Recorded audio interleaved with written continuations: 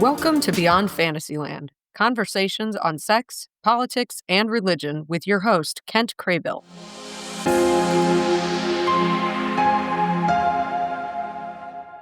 The shooting that happened in Colorado Springs at the gay bar, we had a drag brunch the next day, and there was some fear that, okay, could there be a copycat? Could something happen again? But it gave us the opportunity to allow those people to feel safe and have fun and forget for a moment that we're constantly under this attack of being who we are. And I think that's one of the powers of drag, is that we can provide that for people.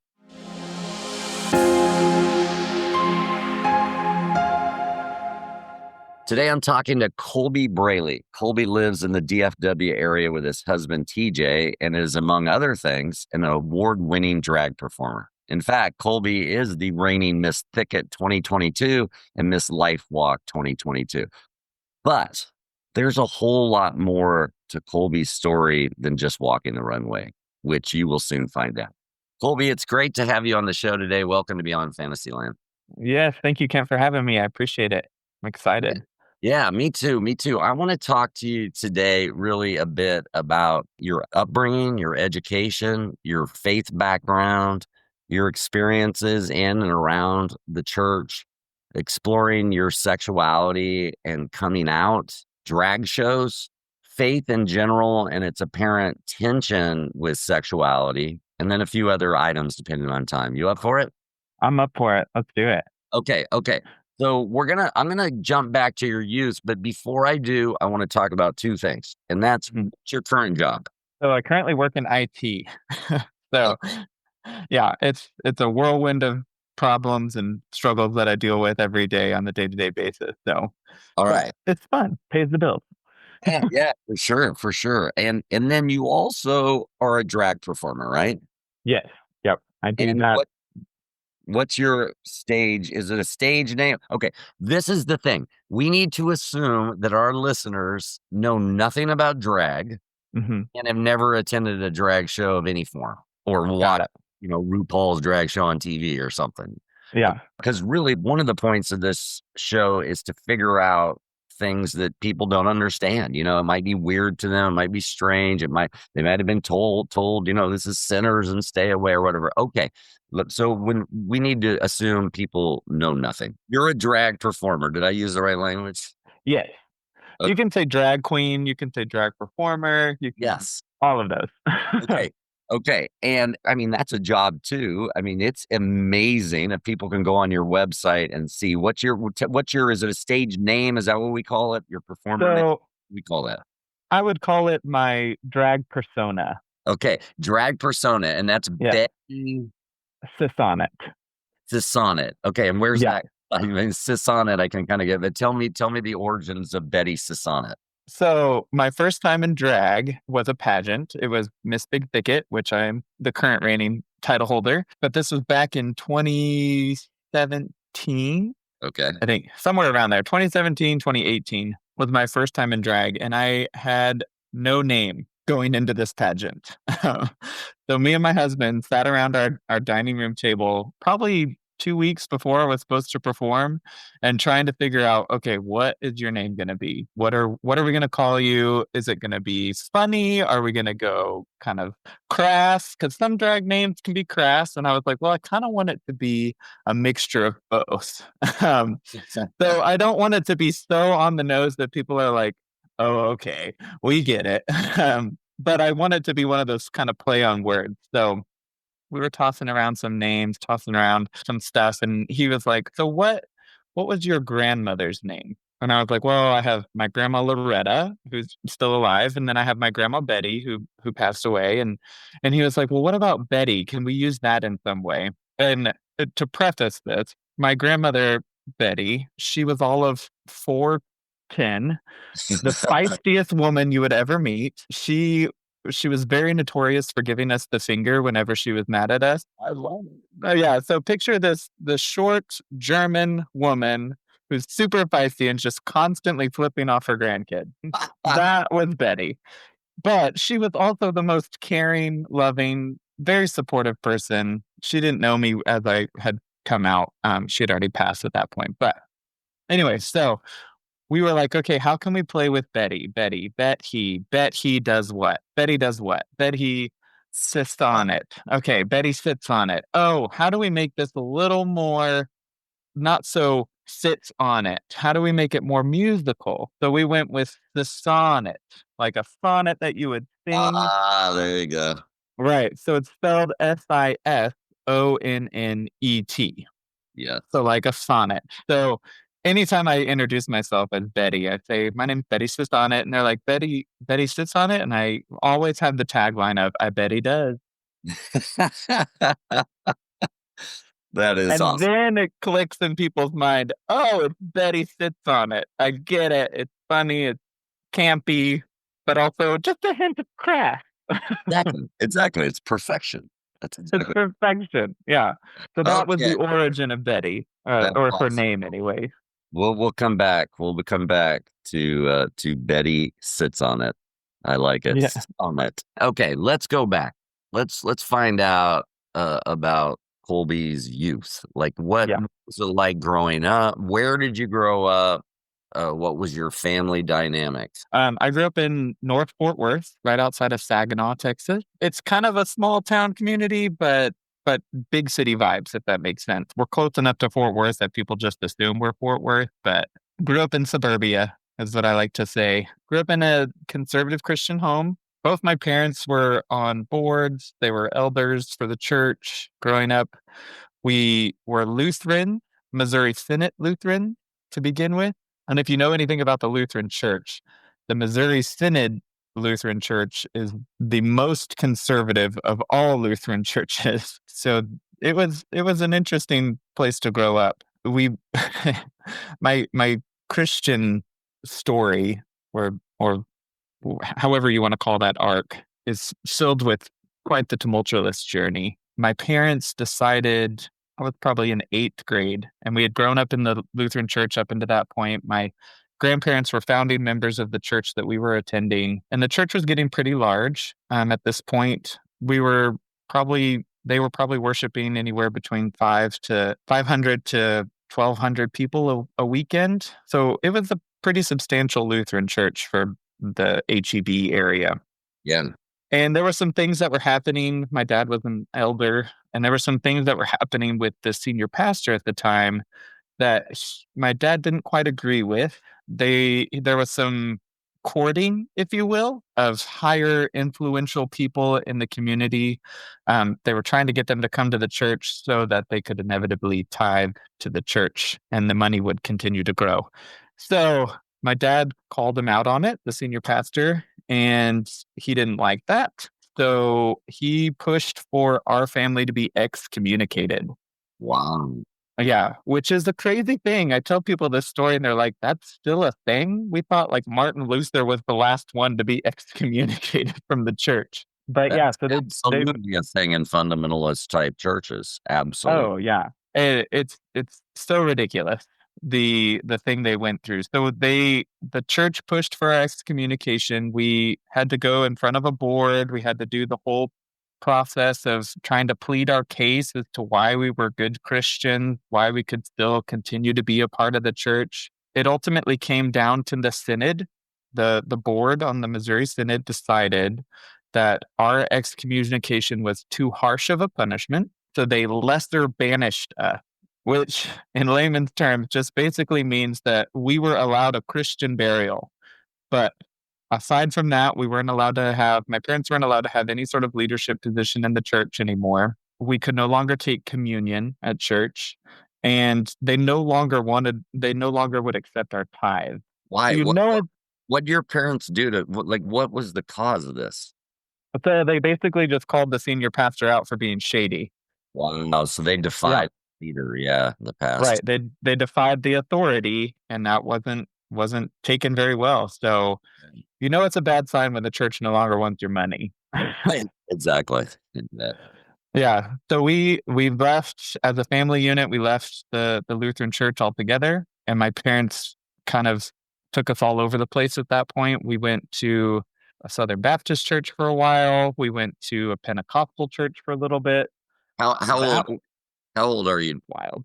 I am going into my freshman year of high school. Okay.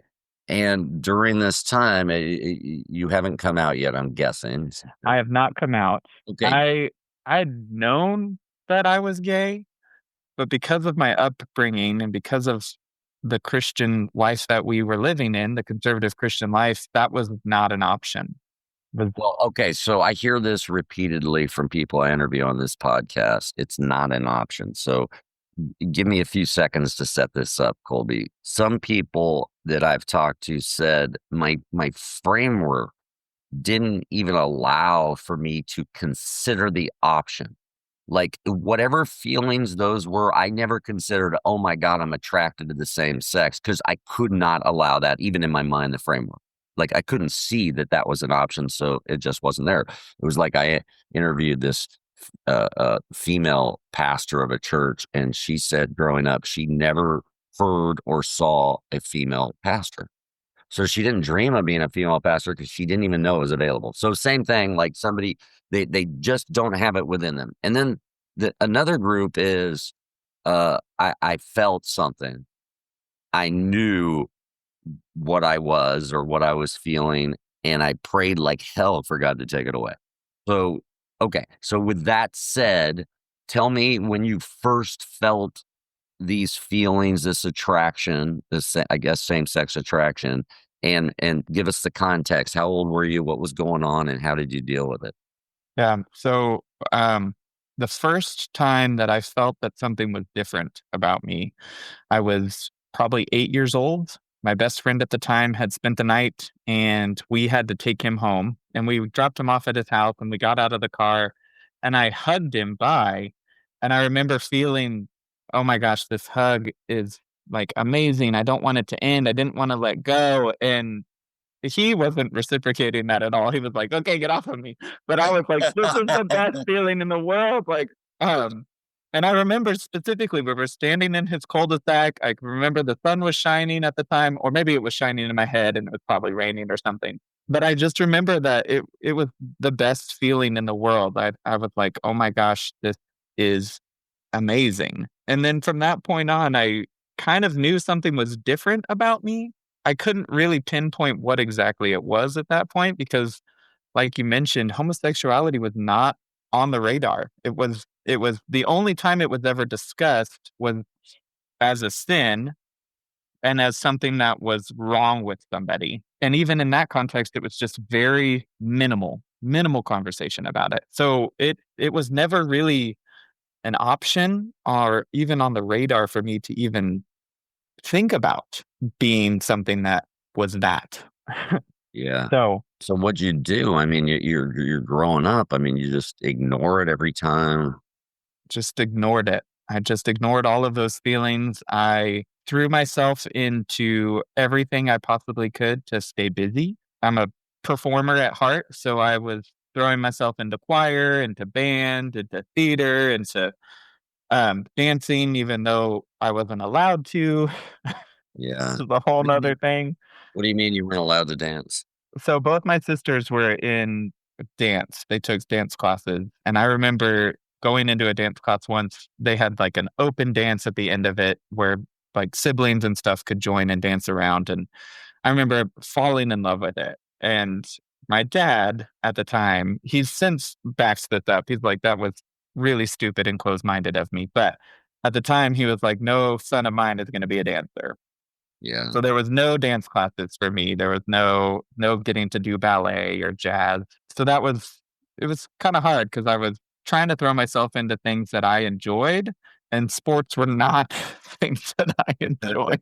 I guess they're stereotypical gay man, but An incorrect stereotype, because there are a lot of great gay athletes. there are, yeah.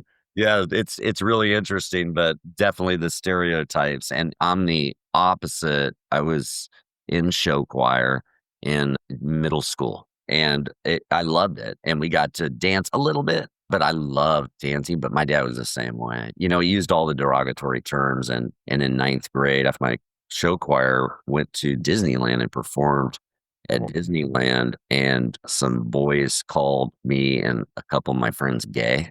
And we were raised so informs the decisions we make, and it's so sad, right? You should have been able to dance, and I should have been able to dance and sing, and I would have washed out eventually because I didn't have that much talent, but I loved it. Now I dance like crazy because I don't give a fuck. Right. Don't care. I love dancing. All children love dancing. They're uninhibited. They dance, they sing, whatever. The idea that somehow because I have a penis and testicles, I can't dance, or Right. whatever, whatever the stereotypes are. But that, coupled with my dad's voice back home, made me quit. And Yeah. sophomore year, I was also a pretty decent athlete, and it got harder to do both. But I wish I could have done both. And when we sent our kids to school, we encouraged them to do it all and not let those stereotypes drive them, because here's this little Colby who just wants to dance with his two sisters, and it's awesome. And Yeah.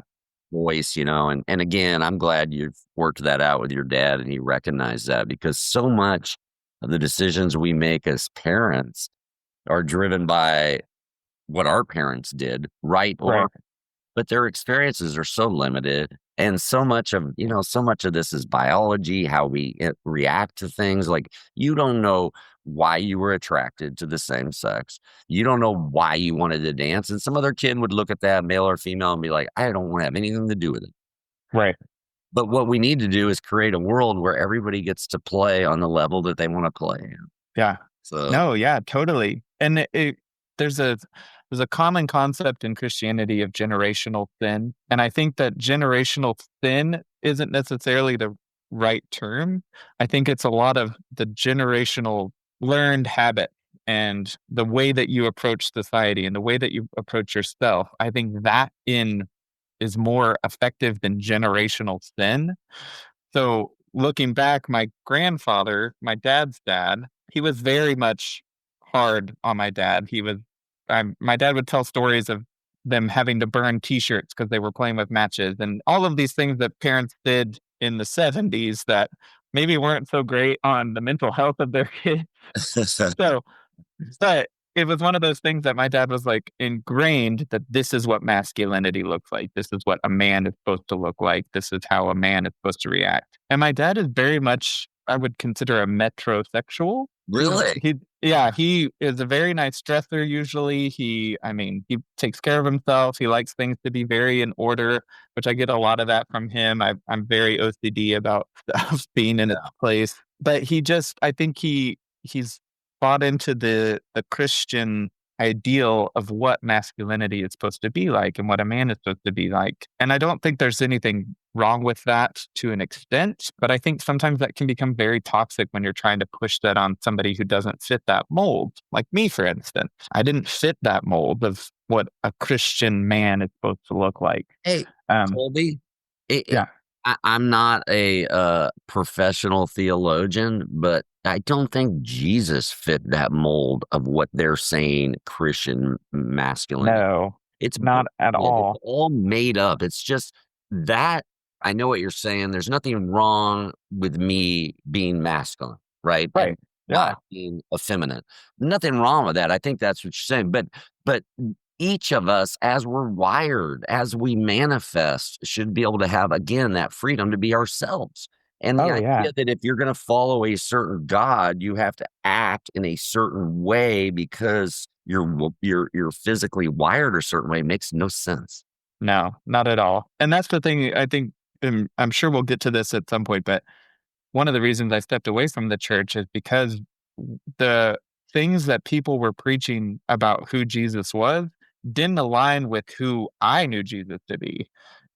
And that was somebody, in my head, Jesus was somebody that loved us unconditionally, regardless of anything. There was nothing higher. There was nothing lower. There was no sin that was above any other sin.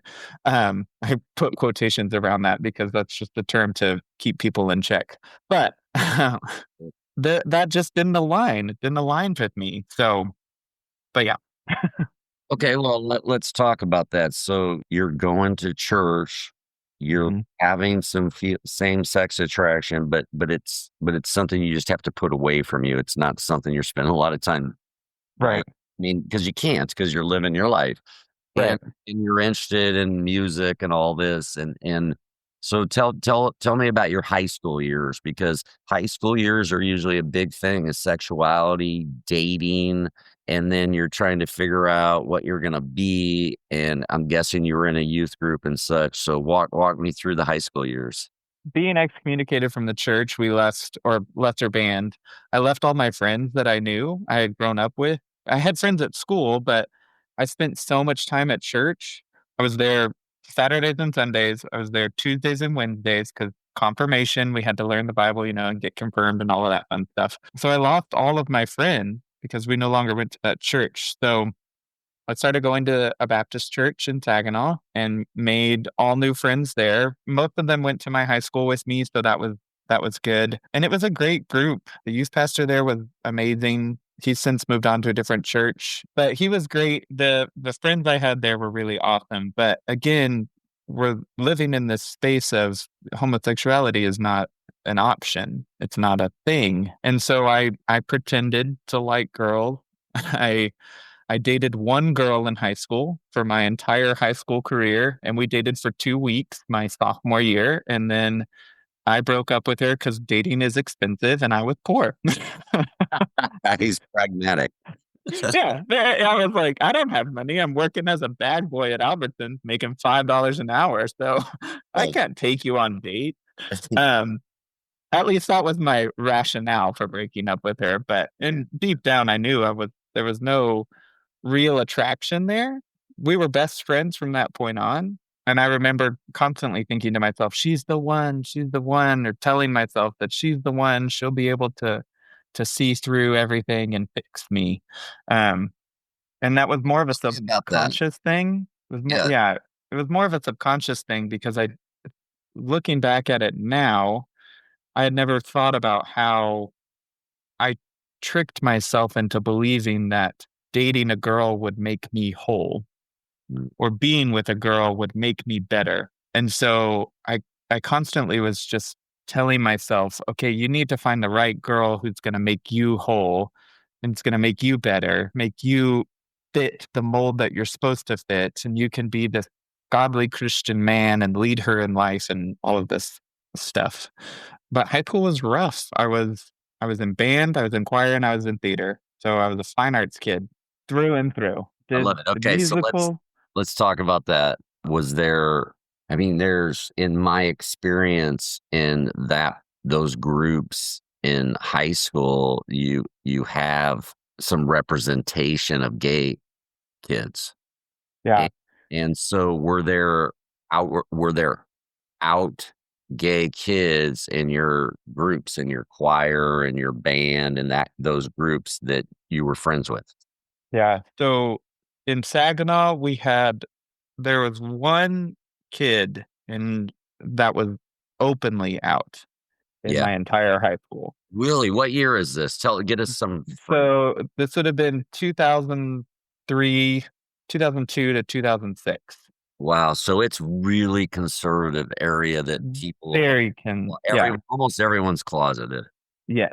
Yeah. Everyone is going to a Baptist church. Everyone is closeted. And I remember this one kid in particular, he was part of the color guard. And looking back on it, I wish I would have been as strong as he was Yeah. to come out. Cause he just was unapologetically himself. He was just unapologetically queer. Yeah. But he just was unapologetically himself. And I remember getting picked on constantly and bullied constantly because people were forever calling me gay or faggot or queer or whatever. And internally, I was fighting that wholeheartedly because of my Christian upbringing. And so when people would call me those things, I'm like, oh shit, is it showing? Is there a pride flag on my forehead all of a sudden? I thought I was hiding this so well. And Yeah. so it was tough. But looking back at him, he was so unapologetically himself. And I so wish I would have been that. Well, that's why we're having this conversation, so we can begin. And I know you're doing it. A lot of us are doing it to create a world where that's the case. Right. where the kids don't have to whatever. We're starting to learn that just because you're a minority, you're a little different than where the bell curve sits, doesn't mean you're not a valuable, beautiful part of the mosaic that is humanity. And Right. so those are the people that we have to build the society to allow to be to be who they are. You know, Yeah. I just think of like I didn't have that as a kid because I didn't have to deal with that sexuality issue in that way. High school's hard enough. Uh, Right. the idea that you're caught in this, your body's wired a certain way. You're fighting against that because of your religious and social training, and then add on top of that, kids like calling you names when Yeah. you're trying not to be like that. Right. Oh, it just breaks my heart, and I know this is going on in every school in America right now. Yeah. And It's so wild to think that we're still in this mind space that kids we talk a lot about eventually one day people won't have to come out. yeah, They'll just be, and it'll be different. You can just bring your boyfriend home or your girlfriend or whatever, and it's just a thing. yeah, But it's wild to me that like kids today they're a little better off than probably I was, and even more so better off than like older generation. But it's still one of those things that the conversation still has to be had of, okay, I'm gay, or, or I'm queer, or I'm bi, or, whatever you are, and you still have to have that conversation. It's a struggle. as long as we have fundamentalist religion, you're gonna have that. I mean, like, Right, here, Southern Baptists dominate, and so any kid that's being brought up in a Southern Baptist home automatically is gonna have that struggle in right. 23 coming out. Yeah, And it's not gonna be easy, and they're not sure every time it happens. I mean, we're advocates, and so my daughter, a lot of her friends, my son's classmates and such, it's as somebody comes out, it's always this like, "Okay, can we come stay with the Crabbles if our parents don't let us stay with them?" yeah. And it's happened where the parents at first are like, "No, you're out," because some religions call for that scripturally. Hmm. And I mean, it's just, God, that's just terrifying. I mean, imagine that. So that's 2023 in Texas. I'm sure in every state, but this is where we live. And Right. it's still hard. Yeah. Yeah, when we're down in Dallas with our friends, nobody gives a shit. I mean, we're just Yeah. that, We we're live in a bubble. Lady Gaga concert in Arlington. Nobody gives a shit. It's just 100 Yeah. screaming, beautiful people. Right. But in our day-to-day world, we have a lot of work to do. But I Yeah. really feel like I'm a storyteller. It's what I do for a living. A trial lawyer, that's what we do, is we tell stories. And so that we do it to shape the evidence to convince the people that our client is right. But in Yeah. this case, it's the same thing, right? We need to hear the stories. We need to hear Colby, as painful it is to talk about this. And I know we're digging up some stuff that you should not have had to deal with as a kid, Yeah. but you did. And now you're out on the other side and living this beautiful life, and you're married, and you're doing great. But we need to talk about the journey so that other people that are struggling can say, you know what? I want to be like Colby, or I want to be Yeah. like the kid in your class, the one kid, that somehow his parents and everything just worked for him to be able to be himself. Yeah. That's the world I want to create. That's what I wanted to do for my kids. Now, they're now in college and it's hard and we failed in a lot of ways, but I also think we succeed in a lot of ways because we didn't tell them who to be. We just tried to help them Right. for who they were. Yeah. No, and I love that. I think it's becoming more common in for parents to be more accepting and more open to that possibility that their kid is going to be not who they want them to be or not fit the mold that they think that they should be. I think conversations like this are really allowing parents to see that it's okay. It's fine. They're going to grow up and be just fine. They're Yeah. going to have baggage like we all do. And they're going to have expensive therapy bills, but who doesn't? Yes. Exactly. That's everybody. Okay. So Yeah. high school, you're in youth group. What were you doing? What was your experience like in that? Yeah. So as I mentioned, I got bullied constantly. Thankfully, I had a great core group of friends that were very, very loving and very kind and always there to support me. I was not out yet at this point. I actually didn't come out until after college, just because it still didn't feel like I could be that person, and Okay, still so kind of really, live in the guise of okay, my tell us parents. how old were you? You said after college. How old were you when you came out? So I came out to my parents, and this is quite a kind of a involved story, but I came out to my parents first in 2009. So I would have been, I think I was like 21.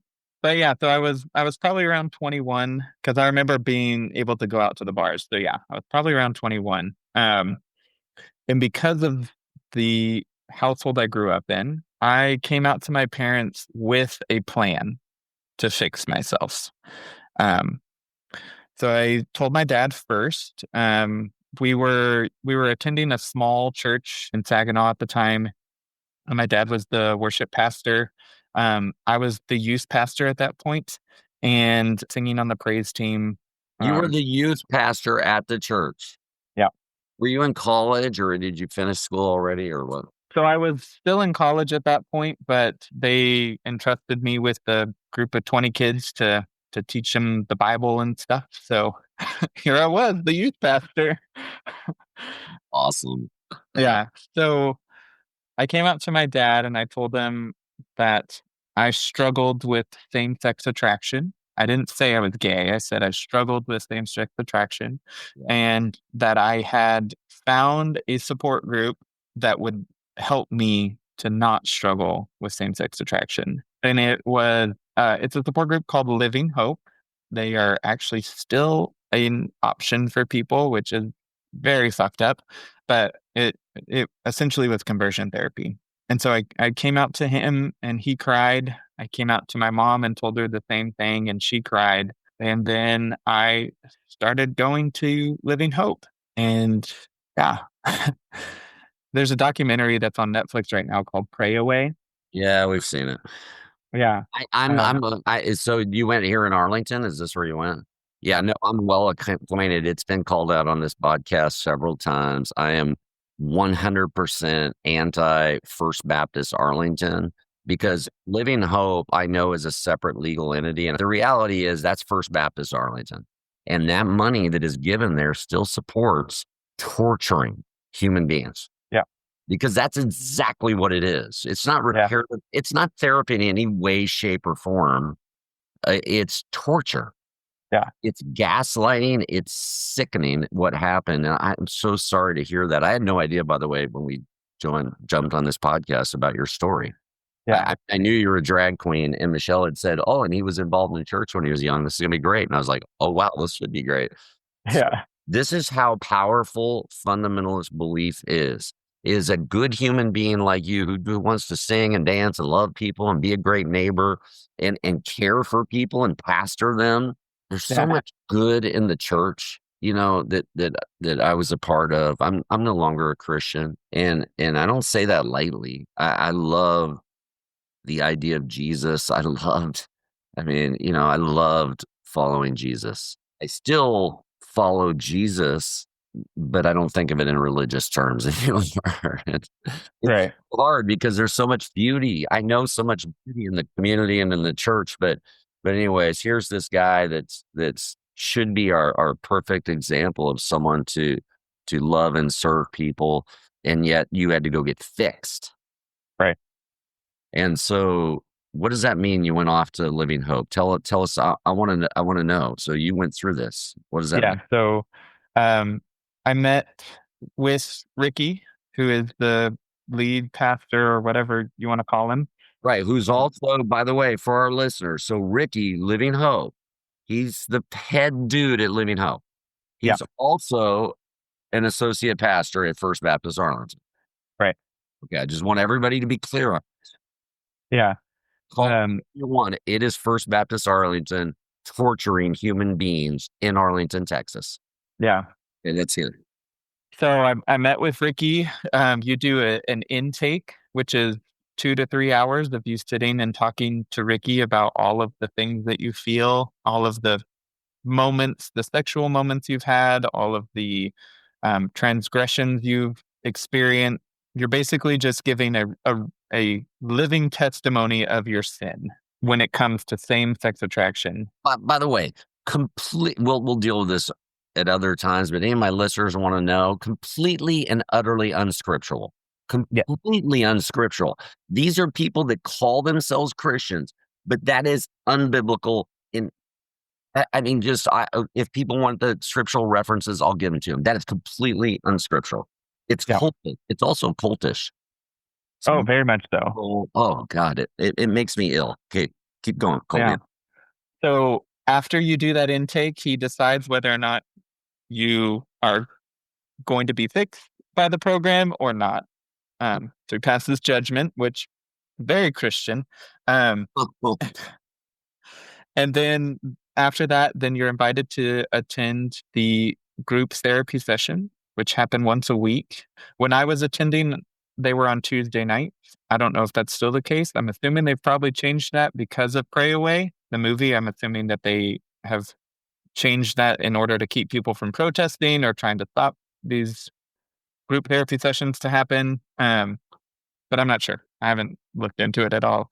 But we would go once a week. We would have a worship session there was probably 40 to 60 people in these therapy sessions. So we would have a worship session, and then we would have a sermon that Ricky would lead, and we would dive into the word.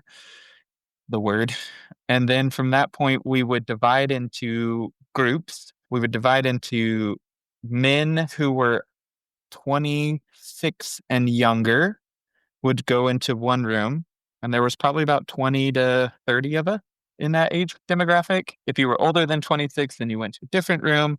If you were a woman, then you went to a different room. And then in this room, the 20 to 30 of us, we would get in a big circle, and then we would go around the room and give our number for the week, 1 through 10. 1 was you were straight, great, ready to date. And 10 was you had had anal sex that week. Straight, what now? Straight, great, and ready to date. Was there like a little chant that you guys did? I mean, that's yeah, very cultish. No kidding. So we would do that. That's straight, great, and ready to date. You're one. You're ready to go. You're cured. You're ready to go. You love Jesus so much that you can date a girl at this point. I know tons of guys like that who would have been rated ones and married and all that, who are now married to men. So yeah, they were not straight, great, and ready to date. Oh yeah, it was a lie, and everybody. So we were all on the scale, right? Of okay, we're 1s versus 10s, and you 5 in front of other people. Like you're gonna tell everybody your number. Like, how do you know that, by the way? And I mean, I know how you know 10. Obviously, that's the easy one. Right. Yeah. But other than that, how do you know? I don't know. Today, right. About a 7. I don't know. Yeah. So it kind of broke down into like, okay, if you were a 2 or 3, you probably masturbated once or twice throughout the week. It might not have been to gay porn. It might have just been you masturbating. Yeah. If you were like a just 5, a sin to these people, right? Just masturbating is a sin. Just masturbation was a sin. Which, by the way, if there's a sin, it's telling people that masturbation is a sin. Right. That's sickening. Like, it is. It's healthy to masturbate. Yes. 1,000% proven scientifically that it's okay to release these things. Oh my gosh. And how will you know what your I mean, all this stuff, like you should explore, men and women they should explore their body. It's their body. Most women have never even looked at their vagina. Yeah. My wife told me that. It's astounding, Colby. Like because of our puritanical underpinnings in this culture, we just are so afraid. It's crazy. Right. Well, we're constantly told. We don't even know what it is. Yeah. Well, and especially in the church, you're constantly told that your body is God's body and it's a temple and you need to cherish it and honor it and love it. And I'm like, well, what's more loving than masturbating? I'm like, hello? Like, come on now. Self-love. Yeah, self-love. But it was constantly told It's that, like a commandment. yeah, Love the neighbor as yourself. yourself. But then that opens a whole nother door. You're loving your neighbor as yourself in the Let's context of masturbation. well, I did have a guest on who spoke about polyamory, so I think there's room for lots of love. So there. Oh, for sure. I feel like, yeah. But anyway, that's a whole nother topic. All right. So back to where we were. You're now having to go. You had the private meeting where you had to disclose all your sin. Then you have your weekly group meetings with big group, and then broken down into the younger guys, 20 whatever, 7 and under, 6 and Yeah. under.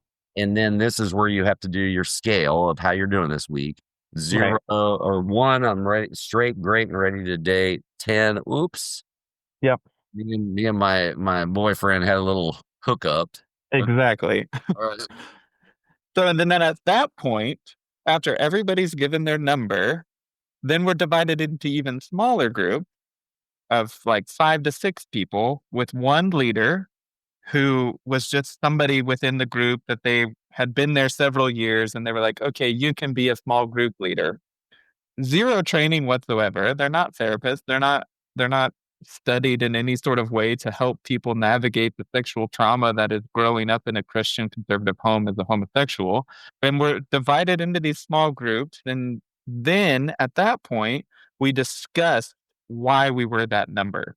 And we talked about, okay, well, what did you do? What did you do? Why did you do this? What led you to that? How can we build this up in scripture so that you're focused on Jesus instead of going to masturbation or looking at gay porn? Or what can we do as your brotherhood to lift you up so that you're not struggling as much as you do? With the end goal being that you're so focused on Jesus that you can't focus on being gay.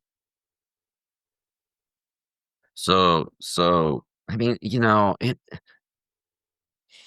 it's so sly because you know what? I mean, counseling, cognitive behavioral therapy, we can change our behavior. Yeah.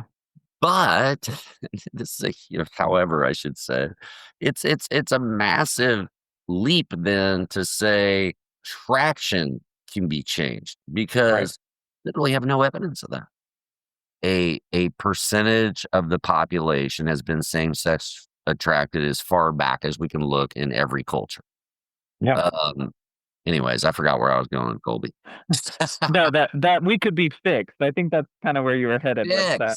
Oh, That we it's could be just fixed. sickening. Yeah, it's sickening that somehow you needed to be fixed. Okay, keep going on that. So they're telling you now subgroup now is figuring out the verses that you need to chant or read or know to relieve from what's going on biologically. So yeah, that's what I was saying is that it's true. You can do counseling and therapy to know how to respond to this the stimulus that arise. Right.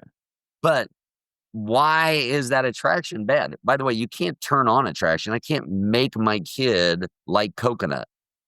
Right. No matter how many times I try to make them try it, they're either going to like it or not. It's the same thing. It's like you're either attracted to the same sex or opposite sex or you're not.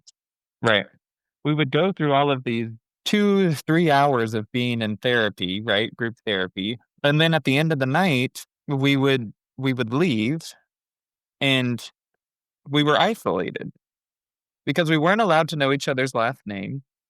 We weren't allowed to share phone numbers or have any sort of contact outside of group because they were afraid we would all just hook up with each other. They were like, well, it's not going to work if you all know each other. So I remember my first time I showed up and I had been given this Bible for confirmation and it had my name engraved on it, and I show up and they were like, we need to see your Bible. And I was like, okay. And they're like, we have to cover up your last name so people don't know your last name. Because if they know your last name, then they can find you on Facebook or Instagram or whatever. And then that could lead to you both being tempted to sexual sin. So I still have that Bible and the tape is still on it because it's so stuck to it that if I were to pull it off, it would pull off the faux leather or whatever.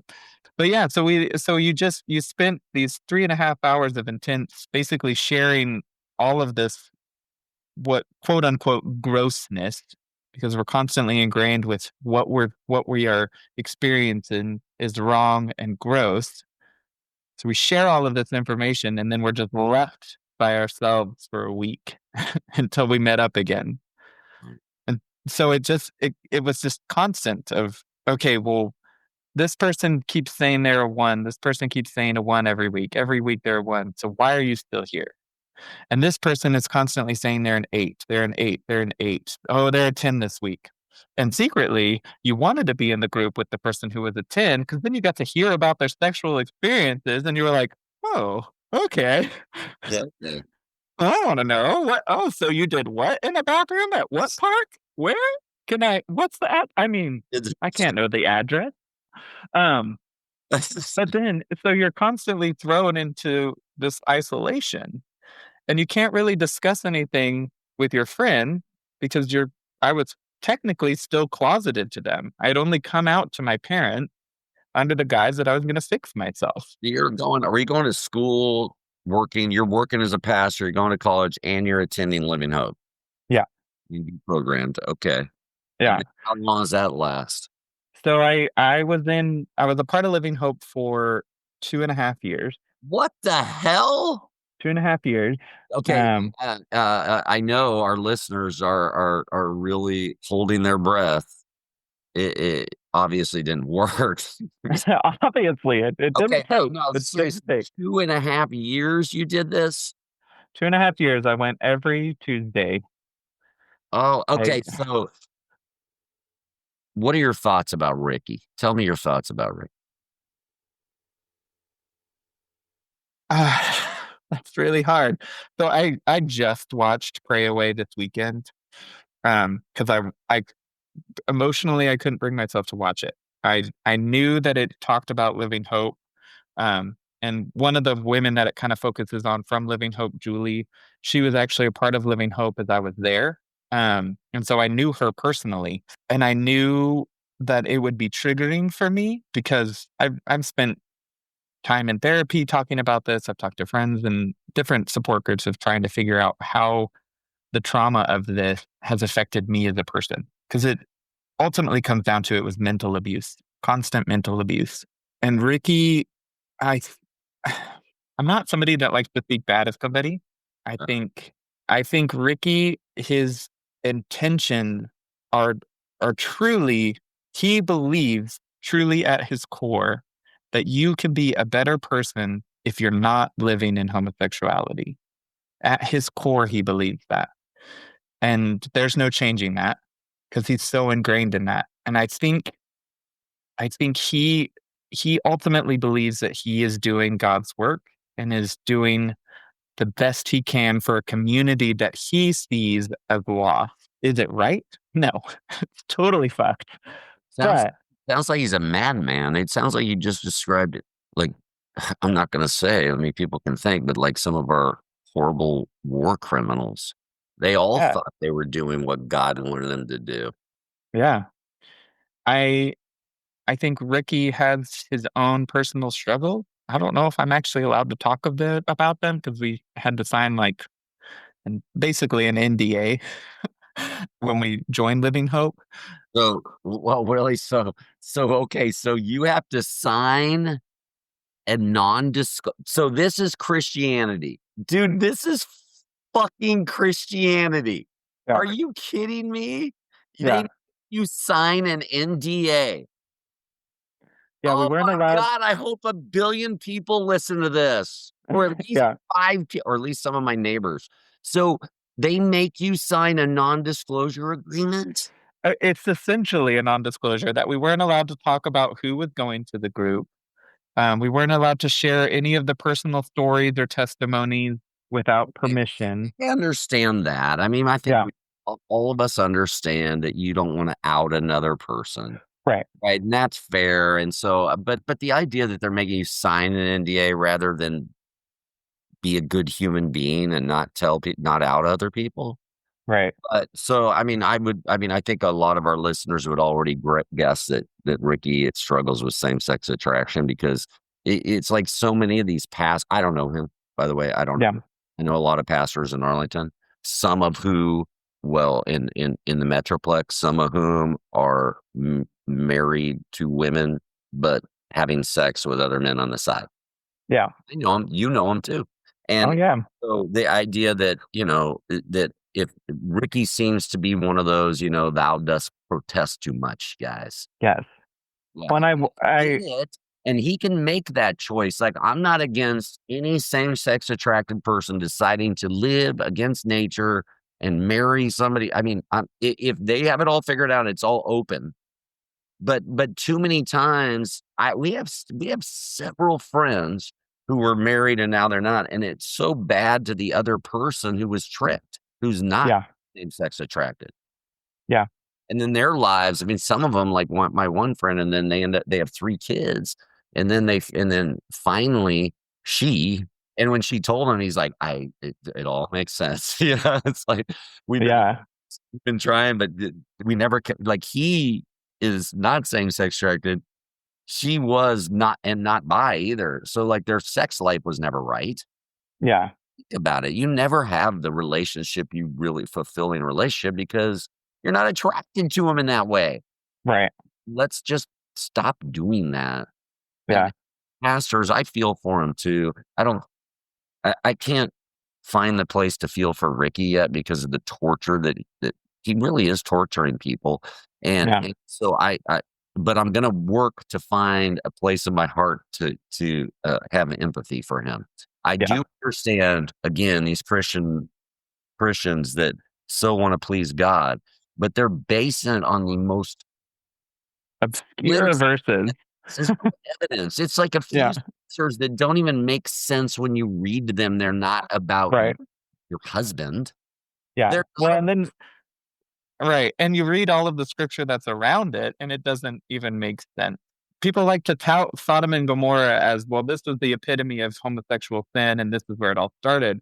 But in actuality, it was pedophilia that was happening, and these men were wanting to rape other men. It was not a consensual sexual love. It was a raping and like pedophilia, which has nothing to do with my relationship with my husband. I love my husband. We're married. We have a wonderful life together.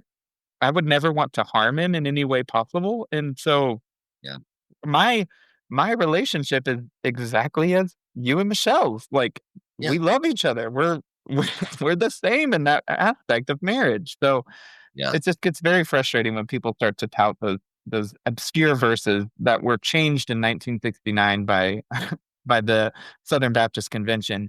So, but it's fine. Whatever. Nobody likes to hear that. They're like, oh no, this is the inherent word of God. Is it though? Is it really?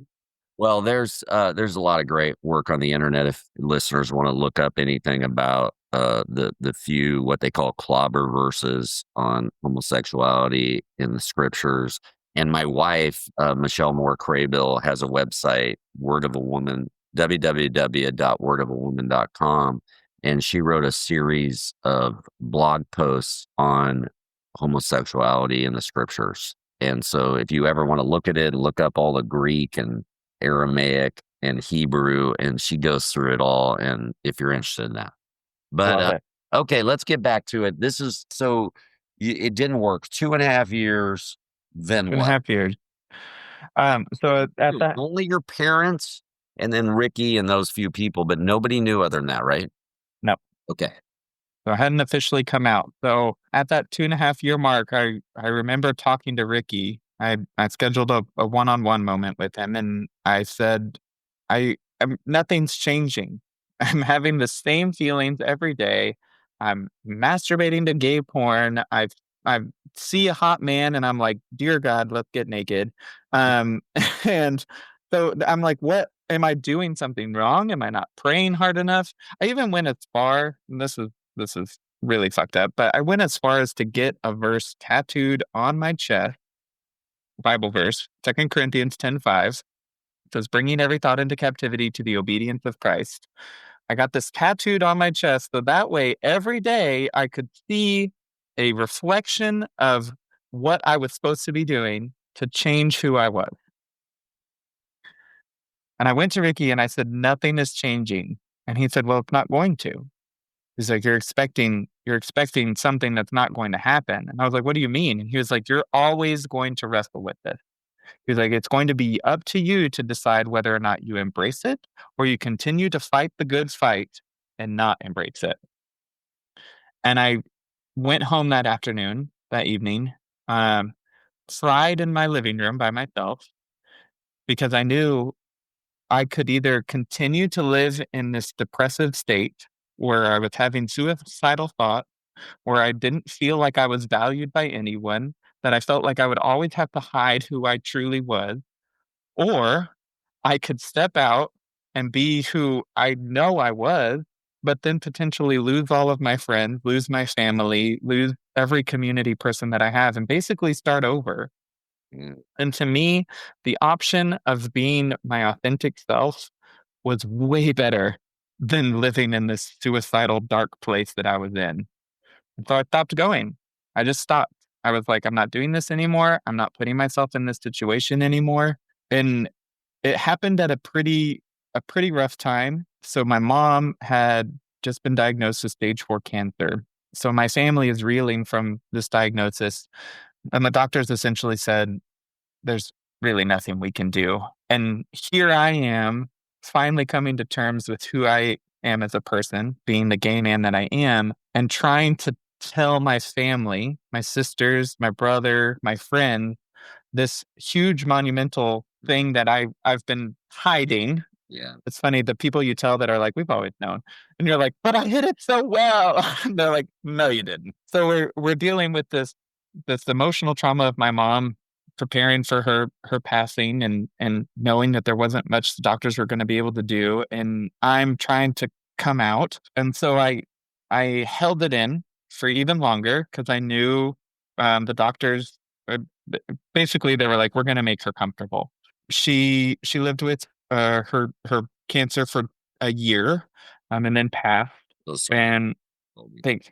And when she passed, that was when I was like, okay, there's nothing holding me back at this point. And so I came out to all my friends. I came out to my sister. I really just kind of came out to my friends and just let people figure it out on their own. Yeah. What about Dad? I told Dad, and he was very upset. Very upset. Actually, my entire family was really upset. So you said you had 2 sisters, right? I have 2 sisters and a younger brother. Sisters, they older or are they younger? Yeah, they're both older. And they were upset?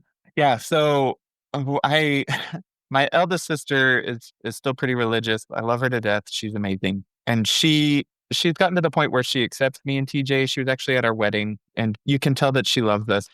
She still wrestles with the fact that she believes homosexuality is a sin. And so she thinks that eventually, or I don't know what she believes at this point, but she's great. My middle sister, the one closest to me in age, she has since come over to the side of fully accepting me, loving me completely. She was at Miss Thicket when I won this past year. And so but it took her a minute as well. The rest of the family, they've come along. My dad no longer calls TJ my friend, so that's good.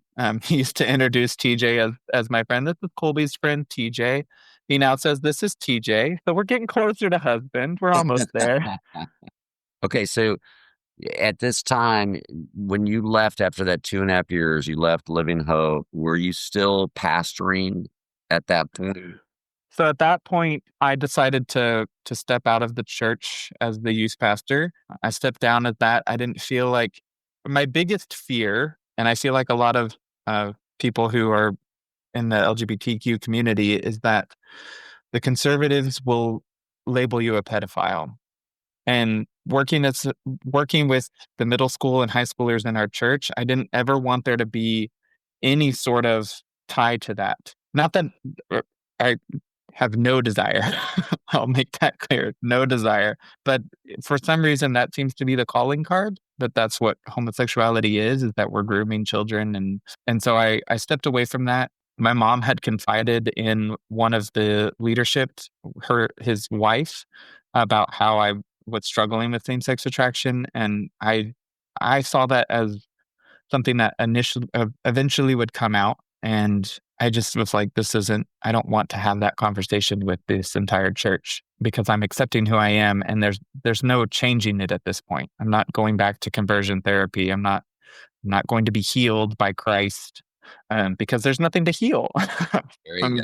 I'm who I am. Yeah, I love that. And so what about your faith in God or Christianity at that point? And So I still considered myself a Christian at that point. I started going to Gateway under the guise that I was out to my friends, but not out in the church. So I was a part of their musicals and stuff because I was like, oh, these are awesome, like Broadway level style musicals that are free and I can be a part of. And so I did that for a little bit, and then I finally just couldn't anymore. I kept hearing messages of how gross I was, even though they weren't directed technically at me. We hear all of these stories about people coming out of their sexual perversion, and I just couldn't take it anymore because I didn't think that there was anything wrong with me.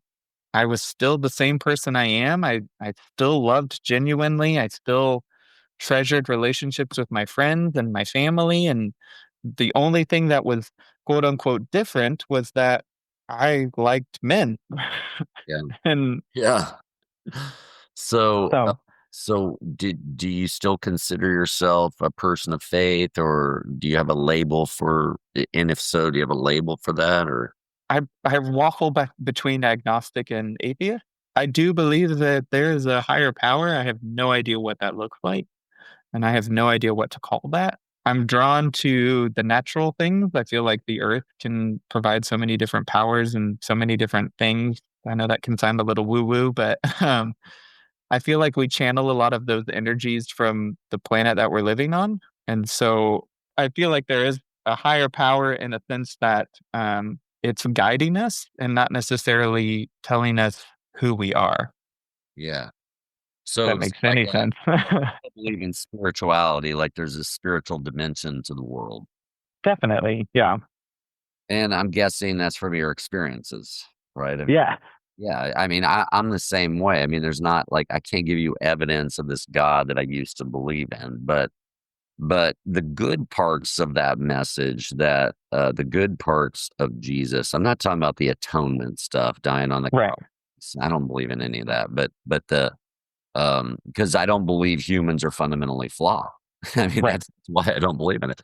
But uh, the example of loving everybody, despite how your religion might label them, or how the government might label them, Yeah. pointing out government inequality and religious inequality like Jesus did, touching those that shouldn't be touched by society, talking with those who shouldn't be spoken to. He was so Right. all that as an example. Like I love those examples. The religious part I have to set aside because it's just number one, it seems unmoored from their own scriptures. Like you look at their Right. own, it doesn't seem fit. And Yeah. it's American patriotic. I don't know if that's from the Puritans. I don't know. Like free market, like it's all wrapped up in this religious package. It's just so gross to me. Oh, yeah. It Definitely. is. And it's not even about spirituality. It's about controlling people, I feel like. Uh, Yeah. so I want people to think about and talk and discuss and live spiritual lives because we're certainly more than just our physical parts. But Right. once the religions coalesce and turn into this organization, man, there's a lot. I mean, they can do some good things, but as you know, I mean, as you got caught up in, can really harm people and families. Yeah, definitely. And that's one thing that I will always cherish about my time in Christianity was the morality that I learned. Because it's a very great base for figuring out how to be a nice person and how to be genuine. Yeah. But I think the problem is that it gets so convoluted with this trying to get to heaven, that you become so enticed in the works and you become so enticed in how you can better the church. Not so much about bettering yourself. So Yeah, it's true. Well, let's talk about drag. yes. The evolution of Colby. Yeah, exactly. The evolution of Colby. When did you decide, yeah, I might want to dress up in women's clothing? When did that start? And then when did you decide, okay, not only I want to do that, but I want to do it in front of other people and perform? So I know you're Yeah. a performer, but walk us through that. Yeah. So growing up, I was always, when we played dress up, I was always the one putting on a dress and What? putting Okay. on my mom's heels. So And really, yeah. And like how old? How old are you doing that? like, we're probably starting at like 4. Oh, so you always liked the women's clothes. Well, yeah, they were always more fun. They were always more vibrant, more colorful. Like the men's dress up clothes we had were like my grandpa's old suit that was like 3,000 times too big and Boring. smelled of mothballs. Whereas my grandma's sequin dress was gorgeous, and I was like, I want to put that on. It's beautiful. Uh, Unless you were Frida Kahlo, who then put on her grandpa's suit. You know, right, exactly. for her, that was revolutionary. For you, Right. yeah. It was the opposite. I was like, I need the sequins. Yes, yes. But I never had really uh, I had never thought about drag. I had been to drag shows after I came out. I'd gone to the Rose Room and I'd really enjoyed watching that.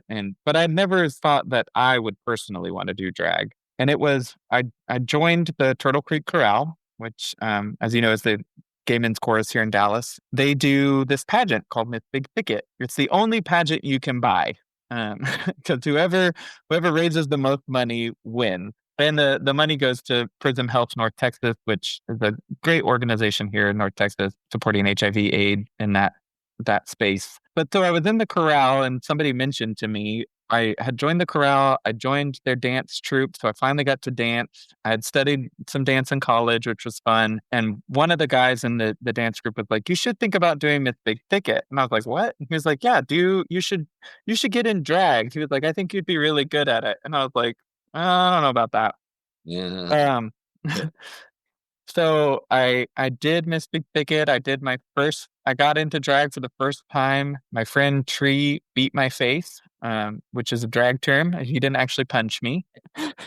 You're literally beating your face to get the makeup to stick to it, especially when you have to glue your eyebrows down so that you can draw on new, more feminine eyebrows. So he put me in the face and I competed in Miss Big Thicket and lost terribly. I think I raised all of $200 that year. So I think the winner raised like 8,000. So I didn't even come close. But at that point, I was hooked.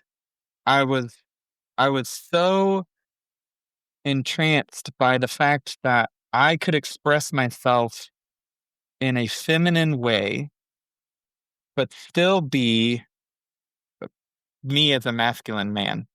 Yeah. Now, Betty is not masculine in any sense of the term. She's a whore. Um, she tends to wear more revealing clothing. Her chest plate is very large, so she's got some big old bitties. But it allowed me the opportunity to express the feminine side that I had constantly repressed because I was constantly told to be this masculine person. And I knew there was a feminine quality about me. And so after that first time, I was like, this is amazing. I get to express my femininity. I get to perform. I get to have fun. I get to wear these great outfits. I get to buy sparkly dresses and tulle skirts and I get to paint my face however I want it. And I think the thing that was really quintessential at that point was that it changed who I looked like on the outside, but it allowed the inside to show as well, which I loved. And so at that point, we started the next year. We started a Marsha and Friends drag brunch through Marsha Dimes. She competed that year, and so she started a drag brunch to raise funds for her bid for Miss Big Thicket, and that was 2018. 2018. We've been doing Marsha and Friends drag brunch ever since. We do it once a month. We're doing it at Cedar Springs Tap House, but we are on kind of a hiatus right now because Tap House closed and there's a new restaurant moving in there. We're already in the works to go back to doing once a month for them as well. But yeah, it was amazing. And the thing that really stood out for me about Miss Big Thicket was it was not about me. There was the aspect of me performing and becoming a performer, but the other aspect was that we were raising money for a charity that served the underserved in our community. And so I've always had that calling of helping others and trying to help in the best way that I can. And so it enabled me to perform, but also help. Yeah. So it kind of fulfilled that Christianese of like, we need to help the less fortunate, but it felt so much more authentic. Yeah. That's awesome. Okay. So tell me, what do you do in your, I call it an act, right? Yeah. Is this runway and singing and dancing and performing, or what? Tell me what's happening here. Tell me So yeah, so for Miss Big Thicket, because it's a chorale sponsored event, every performer or every competitor has to perform live. There's no lip syncing. Good. So yeah, so I you like either lip have syncing, but I like the live too. right, yeah. So you either have to sing or you have to dance or do both. Or um, my first talent number, I did Sugar Daddy from Hedwig and the Angry Inch. Love So I it. did, yeah, full on big blonde wig with all the crap in it, the leather, the jean jacket. Um, it was awful. I'm just put it out there. It was really bad. While I can sing, I'm a tenor. That song is way above my range, and so it was very much like, but most of the time when we're performing, it's lip syncing, which I love because it gives you the more freedom to have fun with the performance. And you can typically do more feminine songs. So my go-tos are like Taylor Swift, Katy Perry, Beyonce. I'm a dance queen, so I love dancing. As I mean, my dad tried to stop me as a kid, but she came out one way or the other. There you go. Yeah. So, and then you get to have fun. You get to build these costumes around the song or these outfits around the song that you're doing. You get a tie in reveal. So I love revealing my legs because I have really long legs, and when they're in 4 layers of tights, they look really sexy. Um, they're not all hairy and white and gross like they are usually. Um, but yeah, it's so fun, so fun. Tell me about the other performers. I mean, let me set it up this way. People have read the newspaper lately and watched in the media, both social media and original media. And there's a lot of stories about drag shows. There's a lot of legislation being looked at to shut them down, either shut them down or limit the age of people who can attend. And I'm guessing, well, I'm not guessing. I mean, for me, the only reason is because of their religious beliefs. I mean, I Yeah. don't know why else. And I've been to now a lot of drag shows, have met several dozen drag queens, and it's just it's such a good group of people. They're all like you. A lot of them have very similar stories of their faith background. Yeah. These are people that care deeply for humanity and also like to have a good time and sing and dance. And it's such a great group, so harmless. Like Right. the first time I went to a drag show with my mom, Mhm. in her early 80s. I think she was in her late 70s when she went to her first, and I was not with her. But Yeah. when she went with me the first time, which was her second show, and she is great. My mom's fully on board with everything. She's liberal and progressive now. She was not in the past. Yeah. Uh, and my dad would have never went to a drag show. But my mom was so interesting because she just commented, after meeting so many of your gay friends and going to a drag show now, I never understood like how nice these people were. Yeah. Just that like comment, like I never understood. Well, no, because you literally never met them or never, but Right. your religious lens or our religious lens as society made us look at that group as odd. Right. Right, that was something wrong, something odd, Yeah, that's going on, but we're not going to look at it. Once you look into this community of at least my experience, obviously limited experience, but your experience, it's such a beautiful community of people. Yeah, And it really is. why, tell me, have you guys had the pushback? Have you felt the effect of the community of these crazy, this legislation being talked about? Tell the listeners a little bit about that. Yeah, so there is this trepidation that we're going to get shut down, because we perform in a restaurant that is not. I mean, it's not age exclusive. You can bring kids. We try to stay 18 and up, just because sometimes we can be pretty crass. I mean, Yeah. it's pretty common for a drag queen to be pretty crass. So, but there is that It'd fear be that uncommon if a drag queen is not crass, right? exactly, it would feel out of place if we It'd be weren't. boring. Yeah, exactly. Well, and we're doing reveals. I mean, one of the reveals that I typically do, I'm in a leotard, so it's like you're seeing everything. Right, but if I want to bring my 16-year-old child, that should be, well, I mean, I know this is a different issue, but I think politically that's my choice. Oh, yes.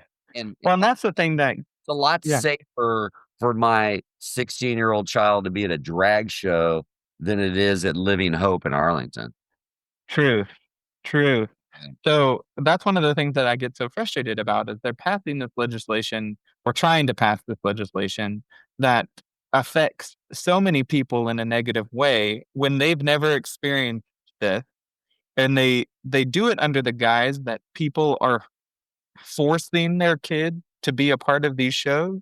Yeah. And you have to think that the people that are buying that bullshit aren't really thinking. Because the parent that's taking their kid to a drag story hour knows it's a drag story hour. Yeah. It's not like they just showed up at the library and they're like, "Oh God, there's a drag queen here. We're forced to stay for an hour and listen to them read the story." No, and drag brunches aren't just happening at like pop-ups. It's not a pop-up that happens at a restaurant. Like they're planned in advance and you buy tickets to them. So it's not like anybody is forcing drag on anyone. Yeah. And drag is not being forced on children. Parents are choosing to bring their kid, which I think is great. I would love to do a story time and my nephew be there or my nephews be there and experience that. My nephew has seen me in drag. He's 5 and he's like, um, Uncle Am is so pretty.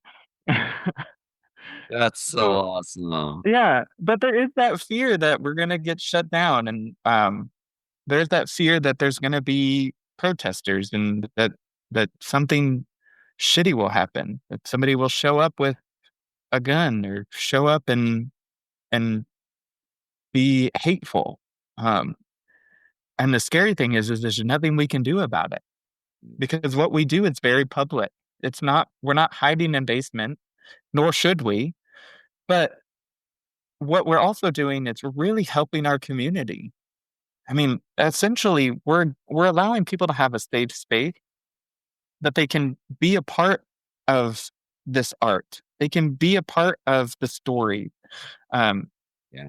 the thing, my talent for Miss Life's Walk, I sang "Anyone" by Demi Lovato, and it talks a lot about how she felt so alone.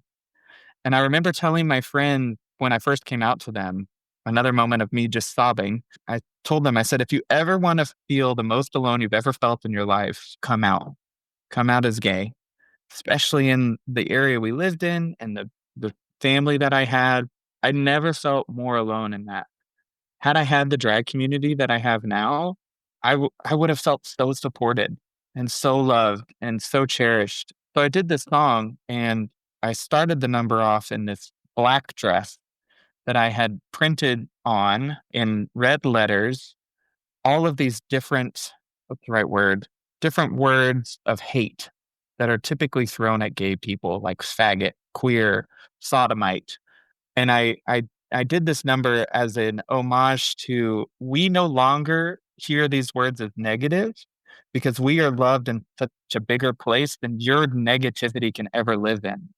And at the end of the song, I revealed to a dress that was painted in rainbow and had been printed across that you are loved.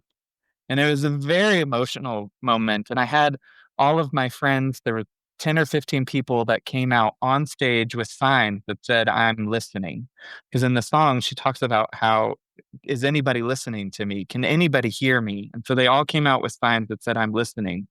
And the impact that had, sorry, Great. the impact that had was a lot more than I was expecting. The first time I did it for Miss Big Thicket, I had one of our technical directors that helped with the chorale. Her mom was there, and it was her first time at a drag show. She had no experience in drag, and she came up to Melissa afterwards, and she said, "I had no idea how powerful drag could be."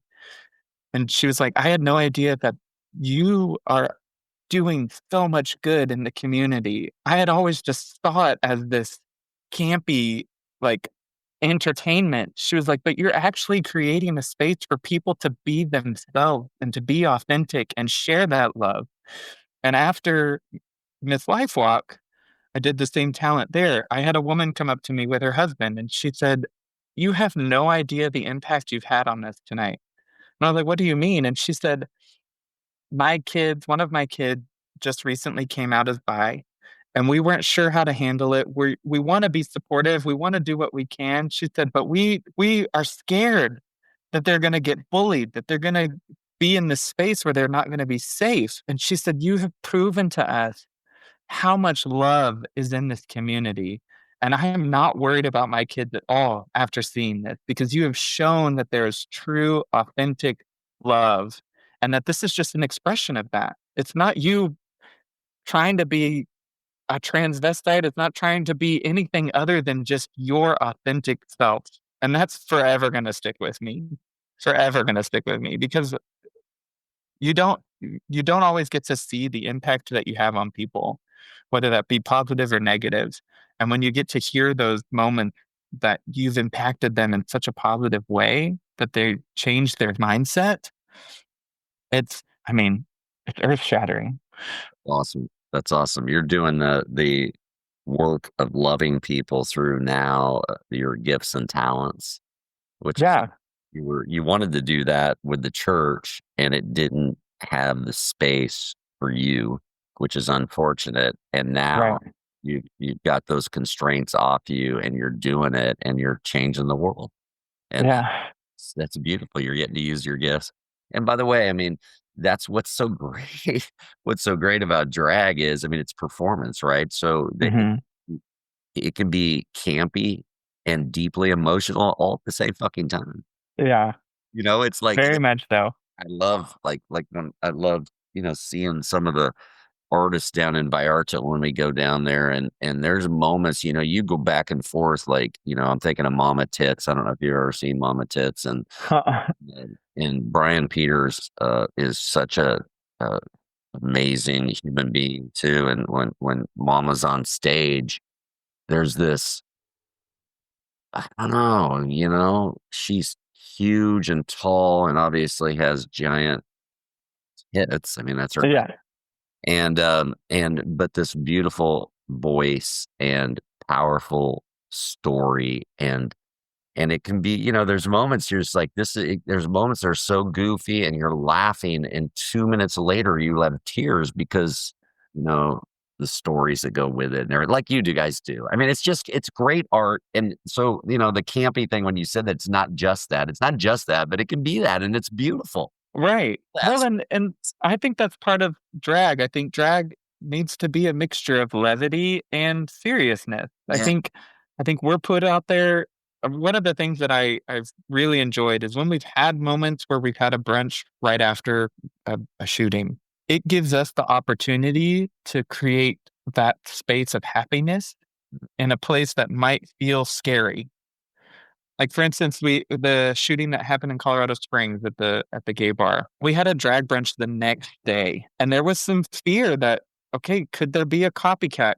Could something happen again? But it gave us the opportunity to allow those people to feel safe and have fun and forget for a moment that we're constantly under this attack of being who we are. And I think that's one of the powers of drag, is that we can provide that for people. I love that. You talked about family friendly drag events. And yours that you guys did was 18 and over. But are there family-friendly events available in the Metroplex? Yeah, so there's a Dallas Pride is a great place for family friendly event. We perform there every year. Okay. We did this last year. We did a performance on one of the main, or we actually did two performances on the main stage. And it was just so incredible to see these families out. We got to take pictures with kids, with their families, and they were just so excited to be a part of it. If you've never experienced a Pride before, like gone to Pride, it is the most loving environment you could ever be in. Yeah. Agreed. Agreed.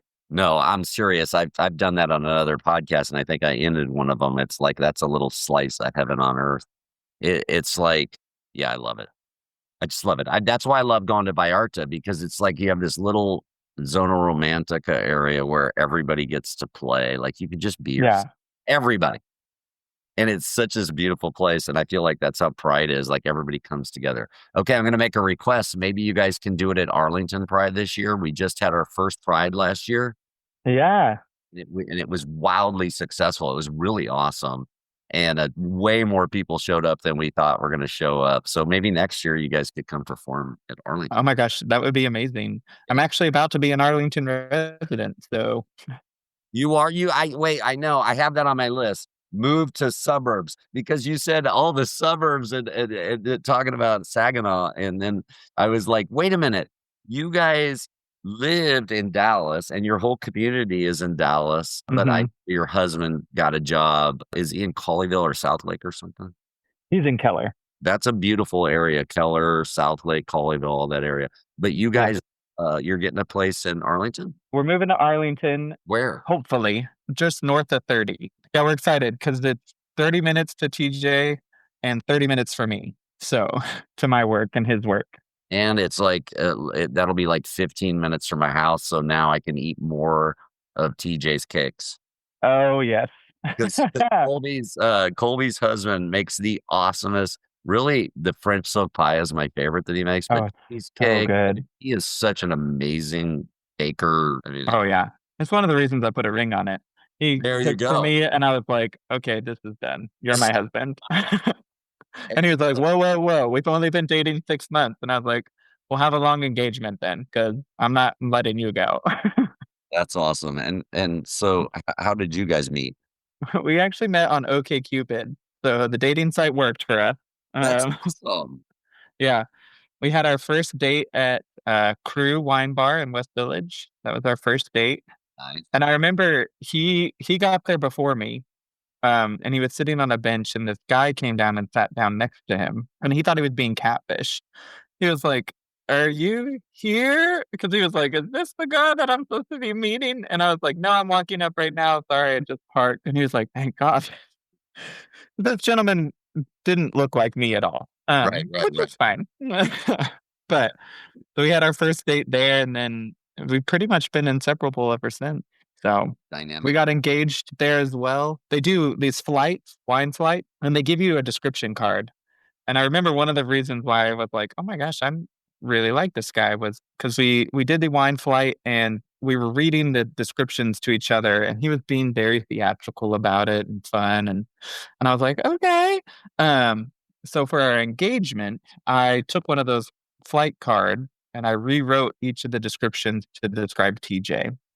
And so then I gave that, when we got to the restaurant, I gave that to our waiter. I said, hey, when you bring our flights out, can you bring this card and give it to the guy that's sitting across from me? And he was like, well, we have one for this flight. And I was like, no. I don't care about that one. I want you to bring this card. And he was like, but I don't understand. I was like, I'm going to propose, so I need you to bring this card. And he was like, oh, okay. That's So awesome. I was sitting there, and TJ's reading these descriptions, and he's like, this is ludicrous. Who would describe a wine this way? It's getting so upset. And the last description at the very end, it said, after you try this wine, it'll be the last wine you want to try for the rest of your life. And you have to ask it a very important question. And he looked across at me, he was like, what's the question? And that's when I got down on one knee and proposed. And he was like, shut the fuck up. And I was like, is that a yes? And he was like, of course that's a yes. He's rolling his eyes as he walks by right now. Fuck up. That's fantastic. Yeah.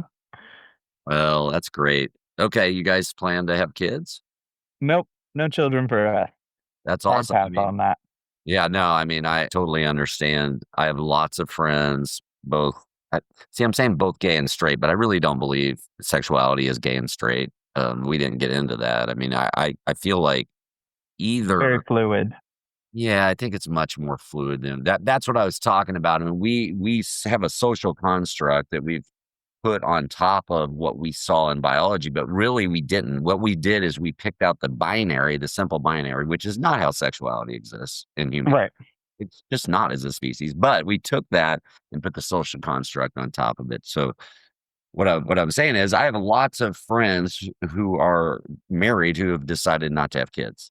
Yeah. And this world, I mean, you can see why, both personal reasons, but also looking at politically why. But let me say, if you guys ever change your mind, you'd be awesome parents. Oh, well, thanks. It's because you're just like great people, and anyways, no pressure from me. I'm older, like your dad's age, you know.